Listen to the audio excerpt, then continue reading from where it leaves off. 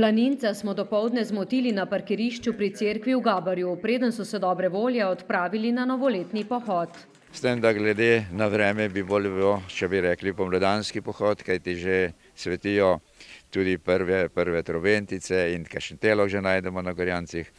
Torej pot bo sicer lepa, na posameznih odsekih je sicer malo blatna. Upam, da se nas bo danes zbralo veliko.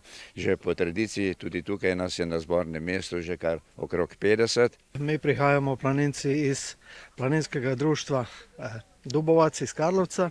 Prvič smo tukaj prijatelji na tom pohodu, na Trdinov vrh sa te strani. Upamo, da bo vreme lepo in da ne bo nič dežja. In smo veseli, da smo prišli prvič tukaj. Ljubitelji pohodništva so iz Gabarja pripešačili do planinskega doma pri Gospodični, kjer so se okrepčali s čajem. Po krajšem počitku so se povzpeli na Trdinov vrh, pot nadaljevali preko Košenic in Gorjanskega gozda do Miklavža. Od tam so pešačili proti Gospodični in naprej v Gabarje.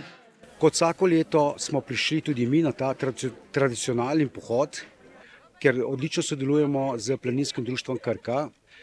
Tukaj si voščimo novo leto in si zadamo cilje, nove cilje, ki jih bomo izvršili v novem letu. Podružimo se, sprostimo se in to je bistvo tega pohoda. Udeleženci so hodili 5-6 ur.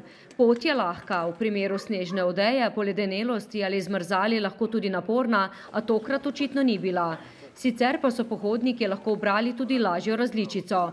Gabar je planinski dom pri Gospodični, Miklavž in obratno. V novomeškem društvu sicer svojim članom pa tudi drugim planincem v letu 2023 želijo predvsem varnih korakov v gorah.